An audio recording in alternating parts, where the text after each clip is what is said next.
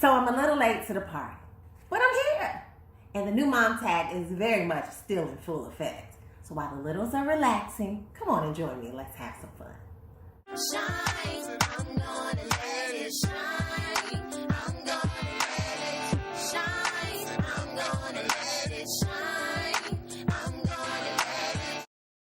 Hello everyone. For those of you who've been with me, welcome back. If you're new, I'm Dr. Z. I share lessons for the home mom, work mom, and mom to be based on blending 10 plus years of teaching and now homeschooling.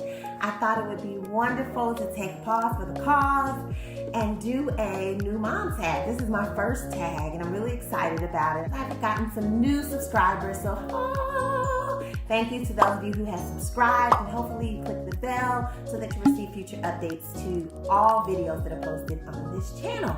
So I'm gonna start off with this new tag. I actually got this tag from another mama. Her YouTube page is Land, and I will link that in the description box. And I'm not going to necessarily tag anyone in this, but if you do record YouTube videos and would like to join and collab on this tag, just go ahead and post a video with these same questions, answering them, and you can find the questions in the description box as well. And then if you will tag me or comment below, let me know you're going to join, or if you've done it and you've posted it, I'd love to support and go onto your channel and add you as well in the description box. So let's get started. Number one says, what's my favorite mom hack? Okay, I've got two that come to my mind. The first is, I just believe when you want children to just do something and to enjoy doing it, put it in a song and you can't go wrong. I literally have a song for everything that I do with my children, from teaching them how to make their bed, to teaching them how to brush their teeth, teaching them how to clean, modeling for them how to fold clothes, things that they're doing. That does not seem like a chore to them. It's something that they enjoy doing, and even days when they don't, they get that song going and they work together and they collaborate. My second hack that comes to mind is when in doubt, detract. I use the art of detraction.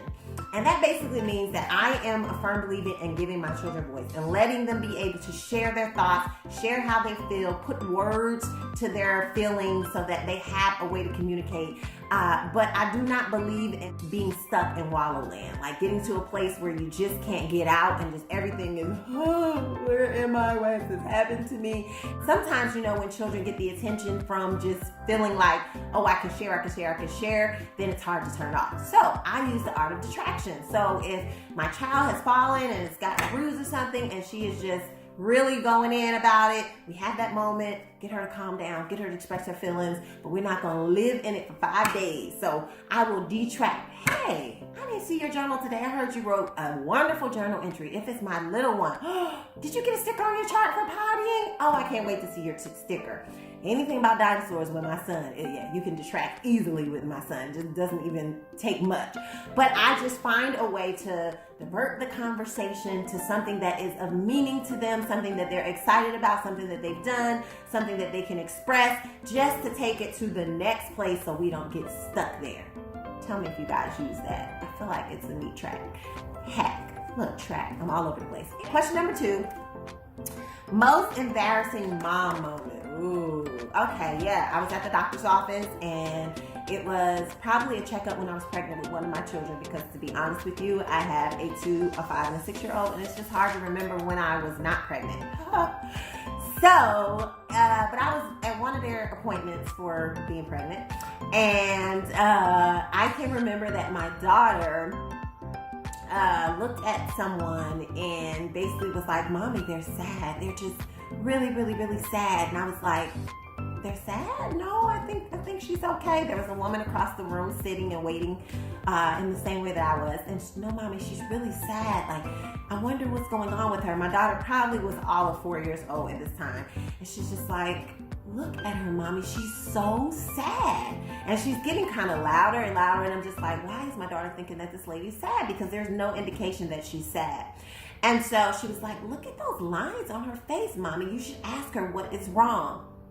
And so I look over and she was talking about the wrinkles on the woman's face. Now, mind you, we're in a doctor's office, so children, they just really have no concept of I shouldn't really be saying this out loud. So you're like, she's talking to me like she talks to me at home. And so I was totally embarrassed, totally like, oh Lord, she just called out the lady's wrinkles. And so I had to have a little quiet moment.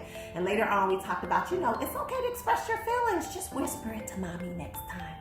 Embarrassing. I'm sure I've got plenty others, but that's one that stands out. Okay, number 3, part of the day you love the most. Ooh.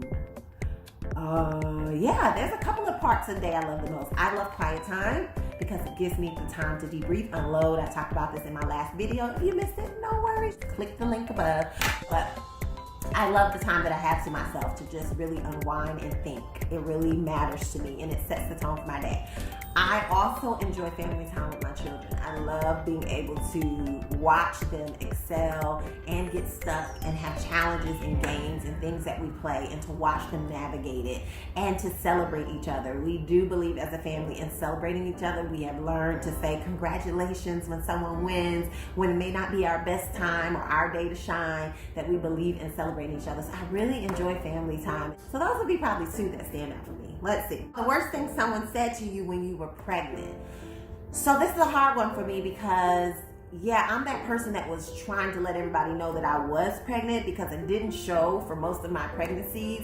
And so I was the person that used to just kind of go, ooh, you got any discounts on your biscuits? Oh, we gotta wait in this line. Ooh, I sure wish. Ooh, this baby is just kicking my tail. Yeah, I was that person that was over exaggerating my pregnancy so that I could get the perks.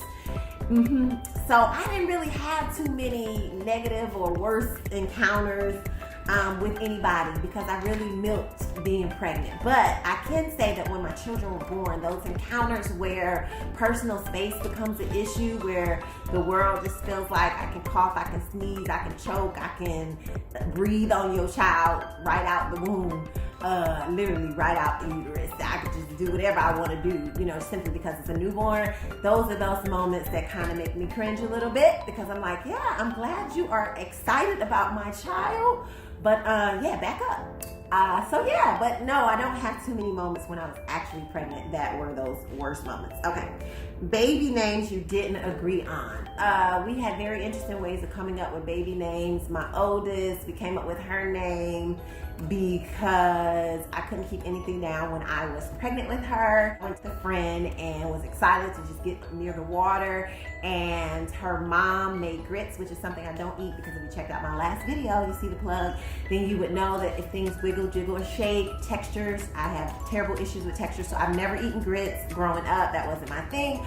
But she made some grits that morning and I was just like engulfed by the smell of these grits. And so I tasted them and I was totally like, ooh, these are delicious. And I've been eating grits ever since. So what does that have to do with my daughter's name? Because her name is clearly not Grit or Gritty or anything like that. But I was in Savannah. And so I thought I was gonna name her Savannah. And so we did a derivative of that. And so my husband seemed real chill about Savai. And so we came up with that name. And he got to name her middle name. And we all agreed on that. And then my child, his name came, we were in a restaurant. And I was eating, which I like to do. And it was one of those restaurants, I don't remember which one it was, but where you can write on the paper. And so we're writing on the paper and we're ourselves just kind of coming up with names. And we allowed the patrons at the restaurant to come around and put a check mark by the name that they liked. And that's how Sage got his name. Yeah, seemed very creative, right? Now, let me just say this. My husband did have this name that he wanted to name our children, all of them. And it was from a movie, Miracle at St. Anna, and it was the name Arturo. But he didn't just want the name to be Arturo. He wanted, and I can't roll my R, so sorry, you get what I'm trying to say, but he wanted to actually say it like that, Arturo, because that's how they said it in the movie, and that was just one of those characters we really liked. So that would be probably the biggest disagreement in names now that I'm thinking about it that came to me. Yeah, Arturo is to stay in that movie. Nothing against the name, but it just wasn't gonna fit my family. All right, so do you co-sleep? I did co-sleep with all of my children. Co-sleep in the sense that I had like a co-sleeper beside the bed because I was nursing and it just made things easier. So I did co-sleep, but my children really kind of gave me a sense of when they were over the co-sleeping. And for me, I know there are some moms that their children just seem to stay in the bed. Yeah, I had some runners. My son was so over like being near me. I don't know why, it still hurts my feelings. Still trying to deal with that, but you guys pray for me on that. But yeah, so he was pretty much in his crib, in his room by 6 months. Baby girl, probably at about the same time, maybe 6 to 7 months, she stopped co-sleeping. My oldest was probably in my arms the longest. She co-slept with me the longest, and that's simply because she had major allergies and skin issues, and so she was just literally uncomfortable in her body. So I held her often. Something you brought but never used. Oh, yeah.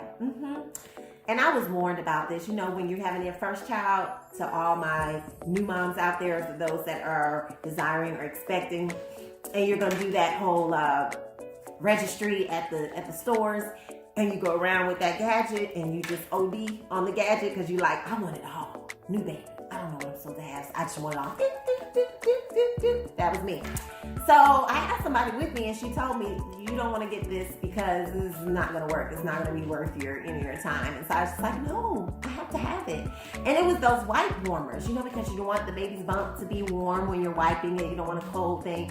Yeah, my wipe warmer got no use. I used it one time and she was right. It did not remain warm for more than 2 seconds. So you still got the screaming child who was in the middle of the night getting that cold wipe on their butt. So yeah, wipe warmer was a big one. My daughter didn't like swings and we got her one of those swings. And so, but we are a pass down, pass through family. So if we can't pass it down, we pass it through to somebody else. So somebody used that wipe warmer at some point, and I'm sure somebody used that swing. So nice little tip. That's another hack. Pass it on. Give somebody the blessing. Let it keep giving, giving, giving. All right. 3 hospital bag must-haves. My number one was my birth plan. I was a firm believer in being able to, while I was in my right mind, because when you're in labor, you're not in your right mind. Your mind has gone, and sometimes you have to recover to get it back. Somebody got to remind you where it went. But I knew that there were certain things that I wanted to do. There were just certain desires I had when it came to giving birth and having my children. I had done some research. I had a clear understanding of what I was going to do. So I knew that I wanted to have a birthing plan. And my birthing plan was literally 3 pages. And it was mostly like check off boxes. So it wasn't like summarized essays or anything. But it was very detailed in terms of the ambiance in the room and how my doula, which my husband was, some questions in terms of he would answer versus you asking me if I'm in the middle of a contraction and you talking about, well, can you tell me about your medical insurance? And I'm like, ah! Okay, so yeah, that wasn't gonna work for me. So I put those things in my birthing plan, as well as, you know, having skin-to-skin contact with my baby right away, and, you know, being able to nurse and all those things, you know, clocks, having the clock covered. I know it was very detailed, very detailed. I want to constantly be looking at the clock. The hospital where I had most of my babies, they really were all about, you know, making the mom comfortable. And that was very important to me because I'm the one that is trying to focus enough to be able to render this child into the world. And so my needs really did matter, and I made that a priority through a birthing plan. I know I spent a lot of time on that, but I'm really a fan of birthing plans. Number 2, that was in my hospital bag, those easy nursing gowns if you're nursing. And actually my number 3 would be an empty bag.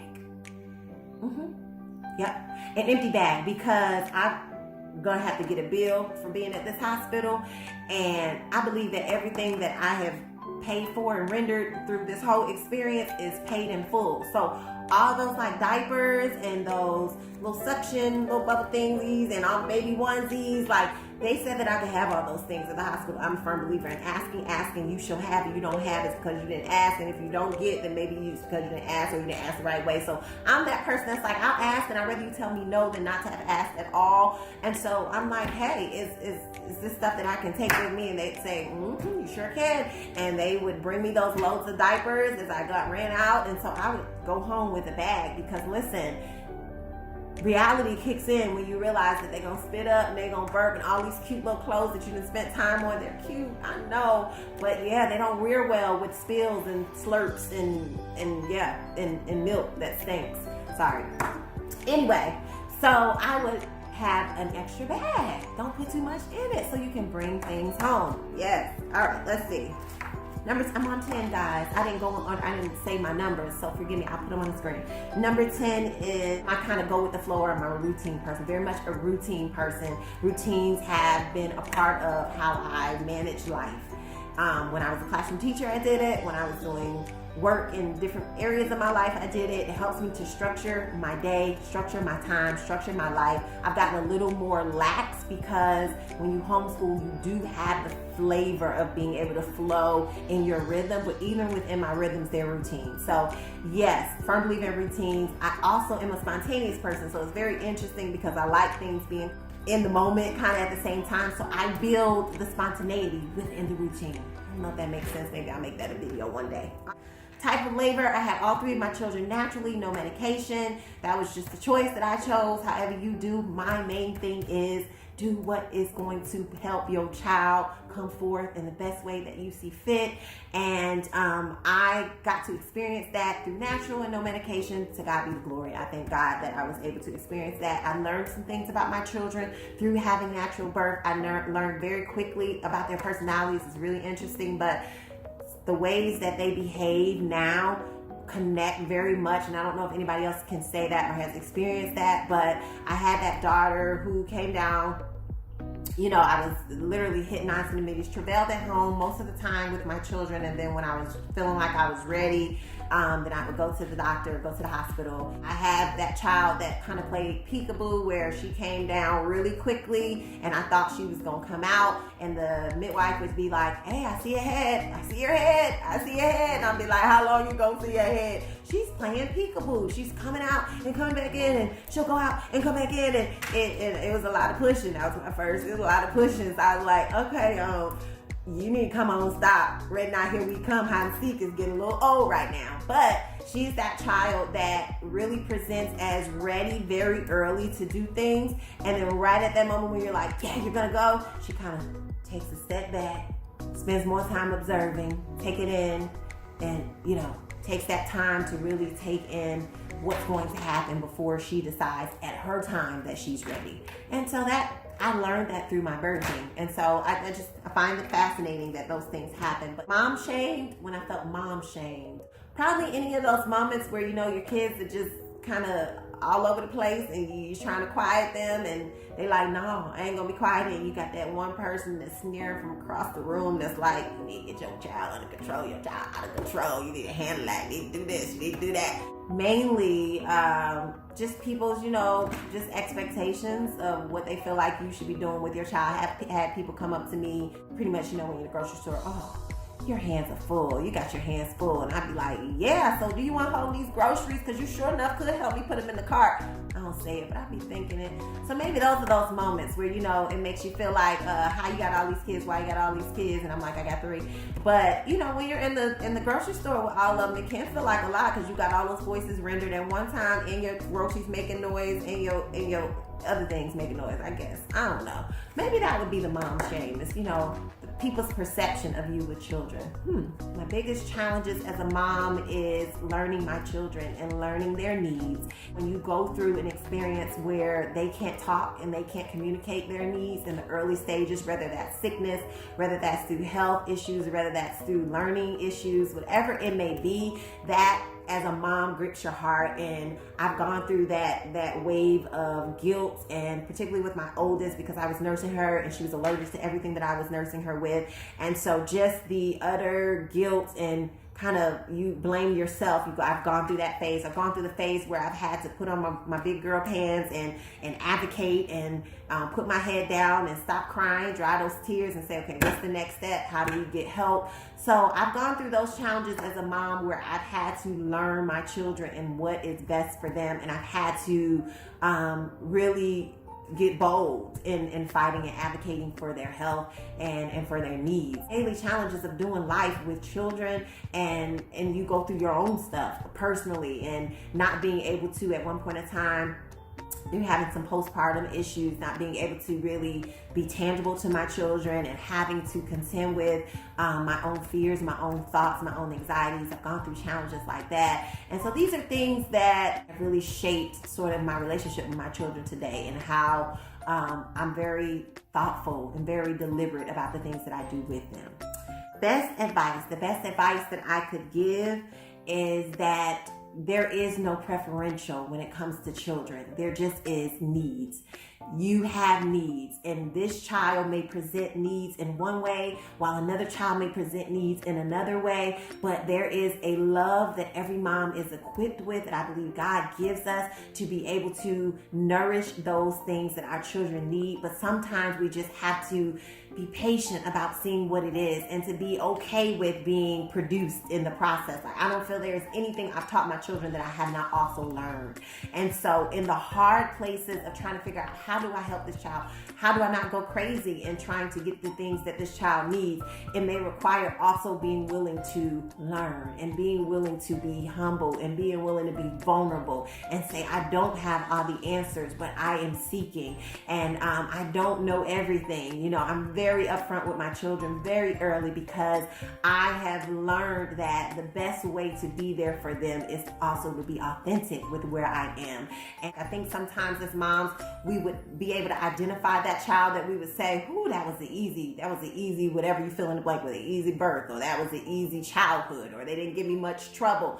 But I find that we know not what the road ahead looks like for each child and what they're going to have to endure. So I'm always saying, God, what is it that I need to plant in them now? What is it that you're furnishing them in now? If that's a hard place right now, what is it going to produce if we get through it together now? So it makes me more sensitive about attending to their needs in the now, because I know not what they're going to have to come up against later. And you can take that for your own self. There are things you've gone through at different seasons in your life that have presented themselves as difficult, as challenging, as insurmountable it can feel at times. But when you look on the other side of that thing, you can see now why that was produced in you and what it did and how it benefited you. So that would be something I would say, to be mindful of not being preferential, but saying every single one of my children have a need, and I am learning to understand what that is and to give what I can to that to help them and assist them in that moment. I think because my video looks like it's about to go out is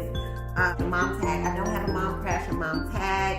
I think there was something about a YouTube video. I'm gonna go through quickly. I do my Busy Bees and Me. I do watch that. I watch some homeschool videos. I like cooking channels. I like animals channels. What's that? Animal Kingdom, Animal Planet, one of those things. Yeah, I love learning about those things on YouTube. Anything about business, I'm learning a lot of different things through YouTube. And I designed a whole website on YouTube some years ago. So yeah, YouTube is great. I don't have any tags, but if you want to join this video, I welcome you. Okay? Hope you guys stayed for it. Ask me questions if you have them. Like, subscribe. Don't forget to click that bell. Continue to be with us. Welcome if you're new. I thank you for joining us. I hope you find some content that is helpful and that you'll continue to follow us. Bye, guys. Be blessed. Be blessed. Be blessed. Be blessed. Mom tag in full effect. In full effect. Mom tag in full effect. In full effect. Can you see me?